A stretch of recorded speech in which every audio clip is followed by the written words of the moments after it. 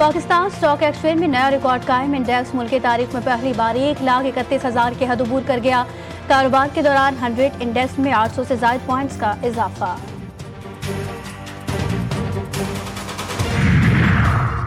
बानी पीटीआई से आज पार्टी रहनुमाओं की मुलाकात का दिन। पीटीआई ने 6 रहनुमाओं की फहरिस्त गुज़िश्ता रोज जेल हुकाम को भेजी। अकरम उस्मान, कुलसूम अकरम और मलिक लियाकत अली खान का नाम शामिल। कराची में बादलों के डेरे। सुबह सवेरे मुख्तलिफ इलाकों में हल्की बारिश से मौसम खुशगवार। महकमा मौसमियात की वक्फे वक्फे से हल्की बारिश और बूंदाबांदी की पेशगोई। 8 से 11 जुलाई के दौरान तेज बारिश मुतवक्के। लाहौर में बादलों की आग मचोरी। 5 और 10 जुलाई को मानसून के ताकतवर इस बल की आमद मुतवक्के।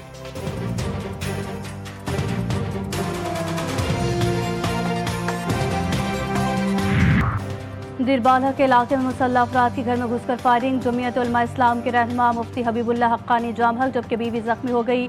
लाश और जख्मी को अस्पताल मुंतकिल किया। फायरिंग की वजह सामने नहीं आ सकी, तफ्तीश जारी। जिले अमीर मुफ्ती एहसानुल्लाह का जिला भर में एहतजाजी मुजाहिरों का ऐलान।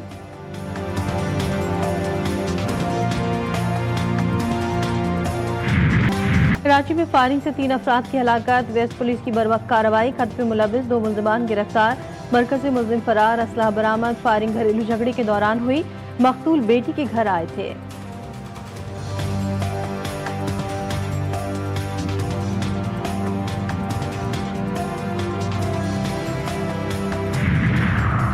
हमास को हथियार डालना और मग़बी रिहा करना होंगे। अमरीकी महकमा खारजा के तर्जुमान टिम ब्रूस का कहना है कि गजा की सूरत हाल के जिम्मेदार हमास है। हमास ने जंगबंदी के मुआहदे को मुतअद्दिद मरतबा तोड़ा है। सदर ट्रंप कह चुके अरब शराकतदारों के साथ मिलकर गजा की तामीर नौ की जाएगी। वो गजा में जंगबंदी के लिए पुरउम्मीद हैं।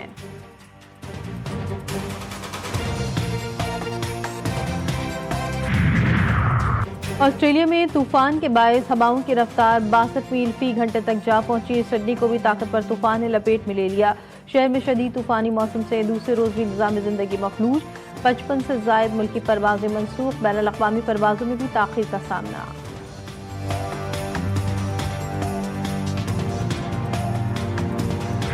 चैलेंज है, खैबर पख्तूनख्वा हुकूमत गिराई तो सियासत छोड़ दूंगा। वजीर आला अली अमीन गंडापुर की घनगरज। कहा हमारी हुकूमत इख्तियार सब बानी पीटीआई के पास है। वो जब चाहें हुकूमत गिराने का हुक्म दे दें। आईनी तरीके से हुकूमत नहीं गिराई जा सकती। गवर्नर राज लगाने का शौक है तो वो भी पूरा कर लें, किसी को भी नहीं रोकेंगे। वाजे किया जो मुल्क चला रहे हैं बात सिर्फ उसी से होगी, वरना मुल्क गिर तहरीक शुरू होगी। बैरिस्टर गौहर बोले बानी पीटीआई ने हमेशा कहा कि मुज़ाकरात मानी खेज होने चाहिए। हुकूमत ठोस इक़दाम करे तो पीटीआई मुज़ाकरात के लिए तैयार है।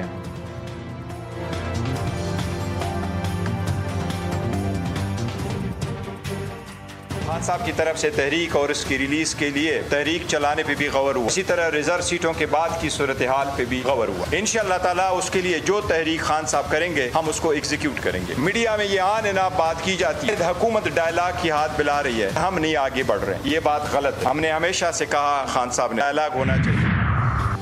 पीटीआई पार्लिमानी पार्टी की बैठक। मखसूस नशिस्तों के फैसले के बाद की सूरत हाल पर मशावरत। इजलास की अंदरूनी कहानी सामने आ गई। आमिर डोगर ने कहा पीटीआई के असीर रहनुमाओं का लीडरशिप को लिखा गया खत पढ़कर सुनाया। ज़राए पीटीआई के मुताबिक बेशतर अरकान हुकूमत के साथ मुज़ाकरात के हक में। सलमान अकरम राजा ने कहा अलीमा खान और बहनें भाई की रिहाई के लिए जज्बाती हैं। बानी पीटीआई की बहनों के जज्बात को समझा जाए और एहतराम किया जाए।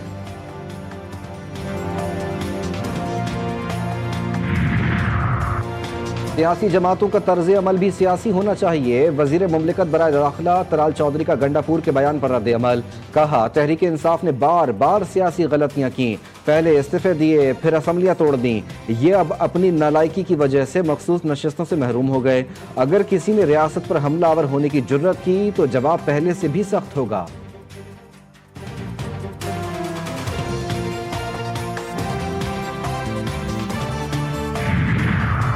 जेयूआई खैबर पख्तूनख्वा में अदम एतमाद का हिस्सा नहीं बनेगी। मौलाना फजलुर रहमान का बानी पीटीआई को पैगाम। बानी पीटीआई की बहनों ने जेल में मुलाकात के दौरान पैगाम पहुंचाया। मौलाना फजलुर रहमान ने केपी हुकूमत के खिलाफ तहरीक अदम एतमाद का हिस्सा न बनने का यकीन दिलाया।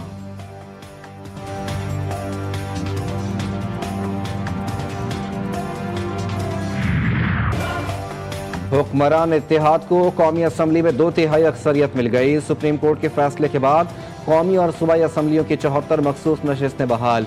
हुक्मरान इत्तेहाद के पास कौमी असम्बली में तादाद बढ़कर 232 हो गई।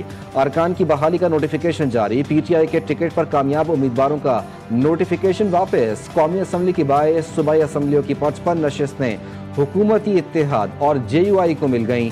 नून लीग की 43, पीपल्स पार्टी की 14, JUI की 12 नशिस्तें बहाल।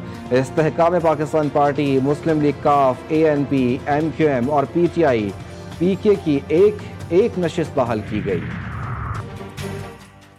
मुल्क में चीनी की बढ़ती कीमतों से हुकूमत परेशान। एक बार फिर चीनी दरामद करने का फैसला कर लिया। सरकारी सतह पर 5 लाख टन चीनी दरामद की जाएगी। ये चीनी अवाम को सस्ते दामों फराहम की जाएगी। महंगी चीनी बेचने और जखीरा अंदोजों के खिलाफ क्रैकडाउन का भी फैसला। नाजायज मुनाफाखोरों के खिलाफ इंतजामिया को मुतहरिक किया जाएगा। माफिया पहले चीनी बरामद करता है और फिर दरामद करता है। अमीर जमात इस्लामी पाकिस्तान हाफिज नईमुर रहमान की हुकूमत पर शदीद तनकीद। कहा, तनख्वाहदार तबका टैक्स दे रहा है, जागीरदार टैक्स नहीं दे रहे। हुकूमत अपनी मर्जी के फैसले चाहती है।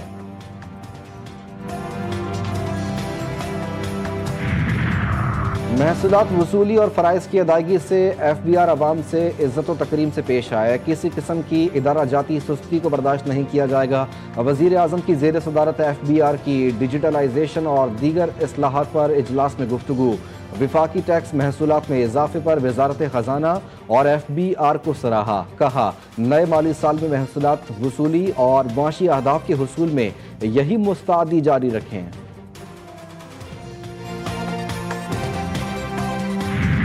और पाकिस्तान के लोक मौसीकी के शहनशाह आलम लोहार को परस्तारों से बिछड़े 46 बरस बीत गए। गायकी के मखसूस अंदाज, रंग बरंग लिबास और हाथों में चिमटा, ये सब कुछ आलम लोहार की पहचान बना। आलम लोहार सूफियाना कलाम इस अंदाज में पेश करते कि सुनने वालों पर वज्द तारी हो जाता था।